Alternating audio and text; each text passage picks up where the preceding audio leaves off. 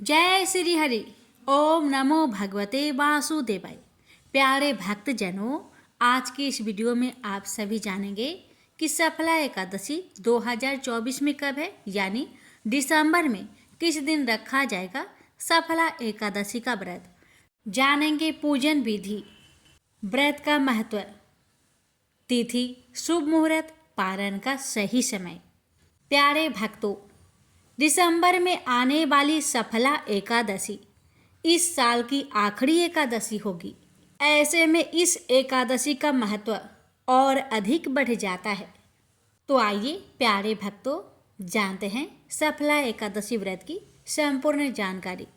एकादशी का व्रत भगवान विष्णु को समर्पित है। प्रत्येक महीने में 2 बार एकादशी का व्रत रखा जाता है, एक कृष्ण पक्ष में और दूसरा शुक्ल पक्ष में। दोनों ही एकादशी तिथि का विशेष महत्व होता है। पौष माह की कृष्ण पक्ष की एकादशी तिथि सफला एकादशी के नाम से जाना जाता है। सफला एकादशी का व्रत करने से जातक को सभी कष्टों से छुटकारा मिलता है और इसके साथ ही व्यक्ति को हर क्षेत्र में सफलता मिलती है। तो आइए प्यारे भक्तों, जानते हैं दिसंबर माह में सफला एकादशी का व्रत कब रखा जाएगा। भगवान विष्णु की पूजा के लिए शुभ मुहूर्त क्या रहेगा। सफला एकादशी का व्रत 26 दिसंबर 2024 को रखा जाएगा। पंचांग के अनुसार पौष मास के कृष्ण पक्ष की एकादशी तिथि का प्रारंभ 25 दिसंबर को रात 10:29 पर होगा। एकादशी तिथि का समापन 27 दिसंबर को रात 12:43 पर होगा। सफला एकादशी पारण का समय, एकादशी व्रत का पारण शुभ समय में किया जाता है। सफला एकादशी का पारण 27 दिसंबर 2024 को किया जाएगा। पारण का समय सुबह 7:12 से सुबह 9:16 तक रहेगा। बता दें कि एकादशी के व्रत को समाप्त करने को पारण कहते हैं। एकादशी व्रत के अगले दिन सूर्योदय के बाद पारण किया जाता है। सफला एकादशी व्रत का महत्व। सफला एकादशी के दिन भगवान विष्णु की पूजा करने से मनचाही इच्छाओं की पूर्ति होती है। साथ ही इस दिन जो भी काम शुरू किया जाए वह अवश्य सफल होता है। सफला एकादशी का व्रत करने से कार्य में आने वाली सभी बाधाएं दूर हो जाती है। प्यारे भक्तों, अब आइए जानिए सफला एकादशी व्रत की पूजन विधि और नियम के बारे में। पूजन विधि। एकादशी तिथि के दिन सुबह जल्दी उठकर स्नान करने के बाद व्रत का संकल्प लें। पूजा में भगवान को धूप, दीप, फल, फूल और पंचामृत अर्पित करें। इसके साथ ही भगवान को इस दिन की पूजा में नारियल, सुपारी, आंवला, लौंग चढ़ाए। एकादशी तिथि के दिन रात्रि में सोना नहीं चाहिए। इस दिन जागरण करें और भगवान श्री हरि के नाम का जाप करें। इसका बेहद ही महत्व बताया गया है।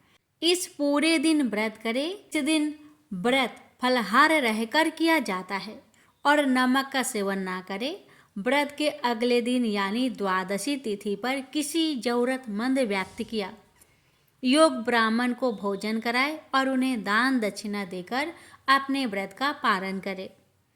सफला एकादशी व्रत के नियम।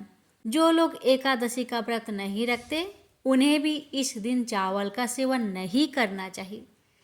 एकादशी तिथि को पूरे दिन व्रत रखकर रात्रि जागरण करते हुए श्री हरि का स्मरण करना चाहिए। एकादशी तिथि को समाप्त होने से पहले व्रत का पारण नहीं करना चाहिए। एकादशी के दिन बिस्तर पर नहीं, जमीन पर सोना चाहिए। मांस, नशीले वस्तु, लहसुन और प्याज का सेवन न करें। इस दिन किसी पेड़ या पौधे की फूल पत्ती तोड़ना भी अशुभ माना जाता है। आइए प्यारे भक्तों, अब हम श्रवण करेंगे सफला एकादशी व्रत की संपूर्ण कथा। प्रेम से बोलिए विष्णु भगवान जी की जय। जय श्री गणेश। महाराज युधिष्ठिर ने पूछा, हे जनार्दन, पौष कृष्ण एकादशी का क्या नाम है? उस दिन कौन से देवता का पूजन किया जाता है और उसकी क्या विधि है? कृपया मुझे बताएं। भक्त वत्सल, भगवान श्री कृष्ण कहने लगे कि धर्मराज, मैं तुम्हारे स्नेह के कारण तुमसे कहता हूँ कि एकादशी व्रत के अतिरिक्त मैं अधिक से अधिक दक्षिणा पाने वाले यज्ञ से भी प्रसन्न नहीं होता, अतः इसे अत्यंत भक्ति और श्रद्धा से युक्त होकर करे। हे राजन, द्वादशी युक्त पौष कृष्ण एकादशी का महात्म्य तुम एकाग्रचित होकर सुनो। इस एकादशी का नाम सफला एकादशी है। इस एकादशी के देवता श्री नारायण हैं। विधि पूर्वक इस व्रत को करना चाहिए। जिस प्रकार नागों में शेषनाग, पंछियों में गरुड़, सब ग्रहों में चंद्रमा, यज्ञों में अश्वमेध और देवताओं में भगवान विष्णु श्रेष्ठ है, उसी तरह सब व्रतों में एकादशी का व्रत श्रेष्ठ है। जो मनुष्य सदैव एकादशी का व्रत करते हैं वे मुझे परम प्रिय है। अब मैं इस व्रत की विधि कहता हूँ। मेरी पूजा के लिए ऋतु के अनुकूल फल, नारियल, नींबू, नैवेद्य आदि 16 वस्तुओं का संग्रह करें। इस सामग्री से मेरी पूजा करने के बाद रात्रि जागरण करें। इस एकादशी के व्रत के समान यज्ञ, तीर्थ, दान, तप तथा और कोई दूसरा व्रत नहीं है। 5000 वर्ष तप करने से जो फल मिलता है उससे भी अधिक सफला एकादशी का व्रत करने से मिलता है। हे राजन, अब आप इस एकादशी की कथा सुनिए। चंपावती नगरी में एक महिष्मान नाम का राजा राज्य करता था। उसके 4 पुत्र थे। उन सब में लुम्पक नाम वाला बड़ा राजपुत्र महापापी था। वह पापी सदा पर स्त्री और वैश्यगमन तथा दूसरे बुरे कामों में अपने पिता का धन नष्ट किया करता था। सदैव ही देवता, ब्राह्मण, वैष्णवों की निंदा किया करता था। जब राजा को अपने बड़े पुत्र के ऐसे कुकर्मों का पता चला तो उन्होंने उसे अपने राज्य से निकाल दिया। तब वह विचारने लगा कि कहाँ जाऊं, क्या करूं। अंत में उसने चोरी करने का निश्चय किया। दिन में वह वन में रहता और रात्रि को अपने पिता की नगरी में चोरी करता तथा प्रजा को तंग करने और उन्हें मारने का कुकर्म करता। कुछ समय पश्चात सारी नगरी भयभीत हो गई। वह वन में रहकर पशु आदि को मारकर खाने लगा। नागरिक और राज्य के कर्मचारी उसे पकड़ लेते किंतु राजा के भय से छोड़ देते। वन में एक अति प्राचीन विशाल पीपल का वृक्ष था। जो लोग उसकी भगवान के समान पूजा करते थे।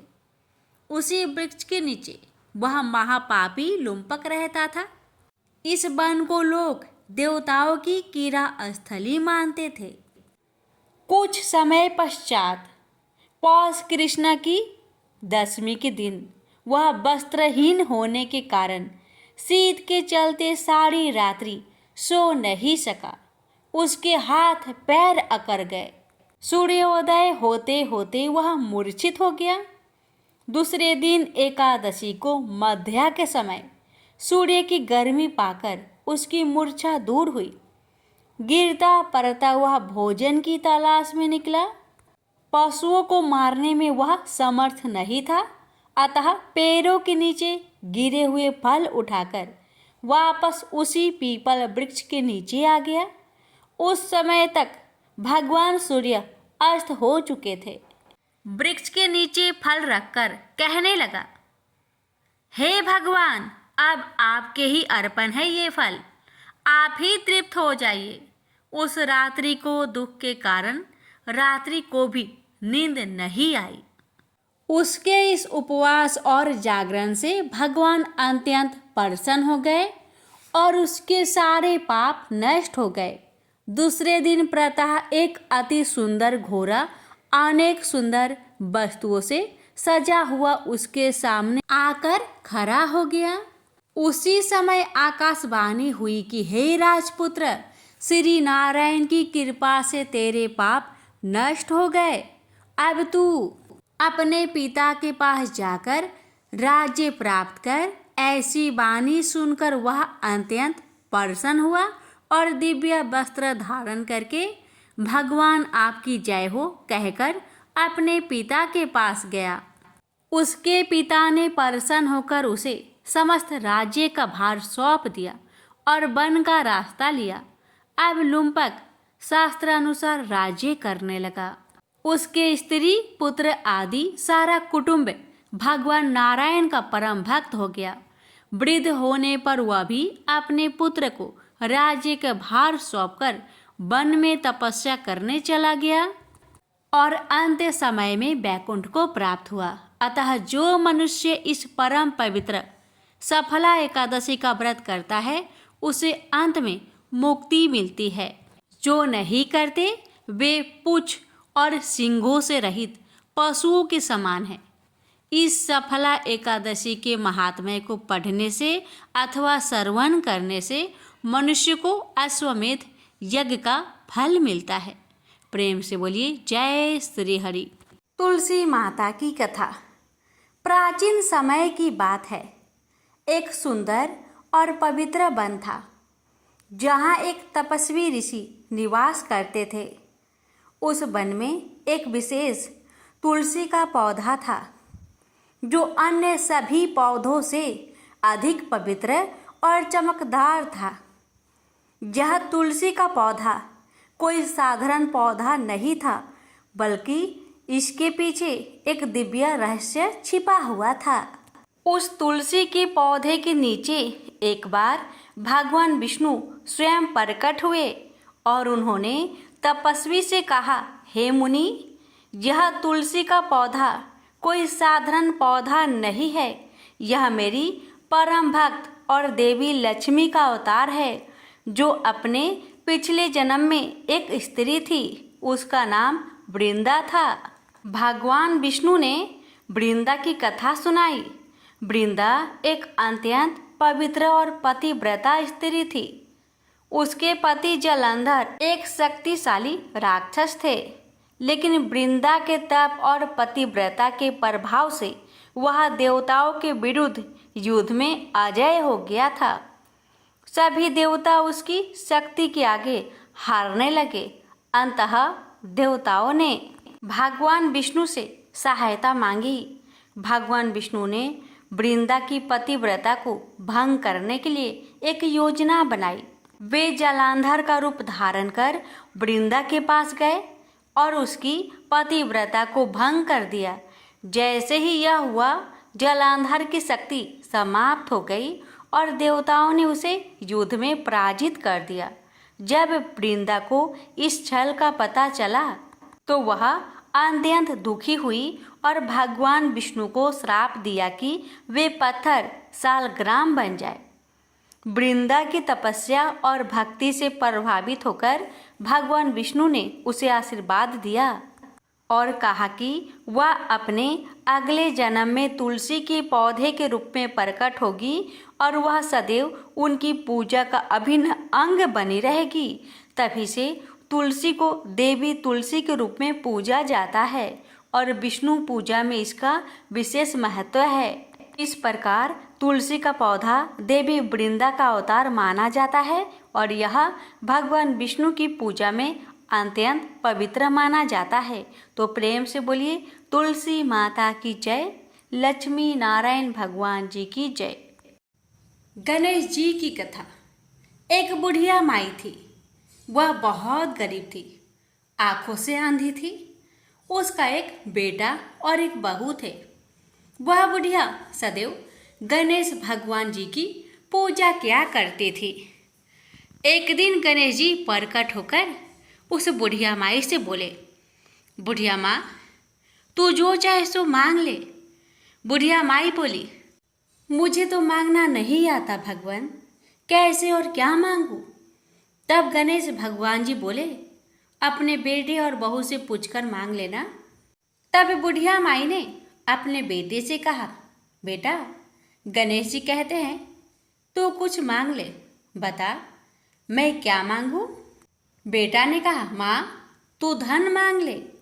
बहू से पूछा तो बहू ने कहा, सासू माँ नाती मांग लो। तब बुढ़िया माई ने सोचा कि ये तो अपने अपने मतलब की बात कह रहे हैं, अतः उस बुढ़िया ने पड़ोसन से पूछा तो उन्होंने कहा कि बुढ़िया माई तू तो थोड़े दिन तक जिएगी, क्यों तू धन मांगे और क्या नाती मांगे। तू तो अपनी आंखों की रोशनी मांग ले, जिससे तेरी जिंदगी आराम से कट जाए। अब बुढ़िया माई काफी सोच विचार के बाद भगवान से बोली, भगवान यदि आप मुझसे प्रसन्न हैं तो मुझे 9 करोड़ की माया दे, निरोगी काया दे, अमर सुहाग दे, आंखों की रोशनी दे, नाती दे, पोता दे और सब परिवार को सुख दे, अंत में मोक्ष दे। यह सुनकर तब गणेश जी बोले, बुढ़िया माँ तूने तो हमें ठग दिया, फिर भी जो तूने मांगा है वचन के अनुसार सब तुझे मिलेगा। और यह कहकर गणेश जी अंतर्ध्यान हो गए। उधर बुढ़िया माँ ने जो कुछ मांगा वह सब कुछ मिल गया। हे गणेश जी महाराज, जैसे आपने उस बुढ़िया माँ को सब कुछ दिया, वैसे ही आपकी कहानी कहने वाले, सुनने वाले, हुक्कार भरने वाले सभी भक्तों को देना। सुनिए समस्त मनोकामना को पूर्ण करने वाली विष्णु सहस्त्रनाम पाठ। विष्णु सहस्त्रनाम स्रोत का उल्लेख महाभारत के अनुशासन पर्व में मिलता है। जब भीष्म पितामह मृत्यु शैया पर लेटे होते हैं, तब श्री कृष्ण की आज्ञा पर युधिष्ठिर उनसे उपदेश प्राप्त करते हैं। तो पितामह भगवान विष्णु के दिव्य 1000 नामों से युक्त इस कल्याणकारी स्रोत का उपदेश करते हैं। विष्णु सहस्त्रनाम का पाठ पढ़ने अथवा सुनने से समस्त मनोकामना पूर्ण हो जाती है। घर में धन्य धान्य सुख संपदा बनी रहती है। यदि आप विष्णु सहस्त्रनाम स्रोत यानी श्री हरि के 1000 नामों और उनकी महिमा को पढ़ने में असमर्थ है तो मात्रा 1 श्लोक से ही इस पाठ का पुण्य प्राप्त किया जा सकता है। वो श्लोक इस प्रकार है, श्री राम रामेति रामेति रमे रामे मनोरमे सहस्त्र नाम तन्तुल्यम राम नाम वरानने।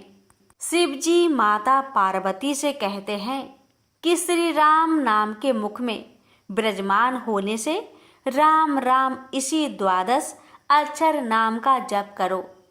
हे पार्वती, मैं भी इन्हीं मनोरम राम में रमता हूँ। यह राम नाम विष्णु जी के सहस्त्र नाम के तुल्य है। भगवान राम के राम नाम को विष्णु सहस्त्र नाम के तुल्य कहा गया है। इस मंत्र को श्री राम तारक मंत्र भी कहा जाता है और इसका जाप संपूर्ण विष्णु सहस्त्र नाम या भगवान विष्णु के 1000 नामों के जाप के समतुल्य है। यह मंत्र श्री राम रक्षा स्त्रोतम के नाम से भी जाना जाता है। एक बार देवों के देव महादेव जी ने माता पार्वती जी से अपने साथ भोजन करने का अनुरोध किया तो भगवती ने यह कहकर टाल दिया कि वे अभी विष्णु सहस्त्र नाम का पाठ कर रही है, इसमें कुछ देर लगेगी, तब तक आप प्रतीक्षा करें। भगवान शंकर ने जब पुनः पार्वती जी को बुलाया तब भी पार्वती जी ने यही उत्तर दिया कि वे विष्णु सहस्त्र नाम के पाठ के पूर्ण होने के बाद ही आ सकेगी। शिव जी को उस समय बड़ी जल्दी थी, भूख लग रही थी और भोजन ठंडा हो रहा था। ऐसे में भूत भावन भगवान शिव जी ने कहा, हे पार्वती, राम राम कहो। एक बार राम कहने से विष्णु सहस्त्र नाम का संपूर्ण फल मिल जाता है, क्योंकि श्री राम नाम ही विष्णु सहस्त्र नाम के तुल्य है। इस प्रकार शिव जी के मुख से इस 2 अक्षर के नाम राम का विष्णु सहस्त्र नाम के समान जप सुनकर माँ पार्वती अभिभूत हो गई और उन्होंने भी तब राम इस दिव्य अक्षर नाम का जप करके प्रसन्न होकर शिव जी के साथ भोजन किया। प्रेम से बोलिए सिया रामचंद्र की जय। हर हर महादेव, माता पार्वती की जय, लक्ष्मी नारायण की जय। हर व्रत के कथा के साथ पढ़ी और सुनी जाने वाली लप्सी तपसी की कहानी। एक लप्सी था, एक तपसी था। तपसी हमेशा भगवान की तपस्या में लीन रहता था। लप्सी रोजाना 1.25 सेर की लपसी बनाकर भगवान का भोग लगाकर जीम लेता था। एक दिन दोनों लड़ने लगे। तपसी बोला, मैं रोज भगवान की तपस्या करता हूँ, इसलिए मैं बड़ा हूँ। तपसी बोला, मैं रोज भगवान को 1.25 सेर लापसी का भोग लगाता हूँ, इसलिए मैं बड़ा हूँ। नारद जी वहां से गुजर रहे थे। दोनों को लड़ता देखकर उनसे पूछा कि तुम क्यों लड़ रहे हो। तपसी ने खुद के बड़ा होने का कारण बताया और लपसी ने अपना कारण बताया। नारद जी बोले, तुम्हारा फैसला मैं कर दूंगा। दूसरे दिन लपसी और तपसी नहाकर अपनी रोज की भक्ति करने आए तो नारद जी ने छुपकर 1.25 करोड़ की एक अंगूठी उन दोनों के आगे रख दी। तपसी की नजर जब अंगूठी पर पड़ी तो उसने चुपचाप अंगूठी उठाकर अपने नीचे दबा ली। लपसी की नजर अंगूठी पर पड़ी लेकिन उसने ध्यान नहीं दिया। भगवान को भोग लगाकर लपसी खाने लगा। नारद जी सामने आए तो दोनों ने पूछा कि कौन बड़ा है। तो नारद जी ने तपसी से खड़ा होने को कहा। वो खड़ा हुआ तो उसके नीचे दबी अंगूठी दिखाई पड़ी। नारद जी ने तपसी से कहा, तपस्या करने के बाद भी तुम्हारी चोरी करने की आदत नहीं गई, इसलिए लपसी बड़ा है और तुम्हें तुम्हारी तपस्या का कोई फल भी नहीं मिलेगा। तपसी शर्मिंदा होकर माफी मांगने लगा। उसने नारद जी से पूछा, मुझे मेरी तपस्या का फल कैसे मिलेगा। नारद जी ने कहा, यदि कोई गाय और कुत्ते की रोटी नहीं बनाएगा तो फल तुम्हें मिलेगा। यदि कोई ब्राह्मण को भोजन करवाकर दक्षिणा नहीं देगा तो फल तुम्हें मिलेगा। यदि कोई साड़ी के साथ ब्लाउज नहीं देगा तो फल तुझे मिलेगा। यदि कोई दिए से दिया जलाएगा तो फल तुझे मिलेगा। यदि कोई सारी कहानी सुने लेकिन तुम्हारी कहानी नहीं सुने तो फल तुझे मिलेगा। उसी दिन से हर व्रत कथा कहानी के साथ लपसी तपसी की कहानी भी सुनी और कही जाती है। तो प्रेम से बोलिए विष्णु भगवान की जय। धन्यवाद।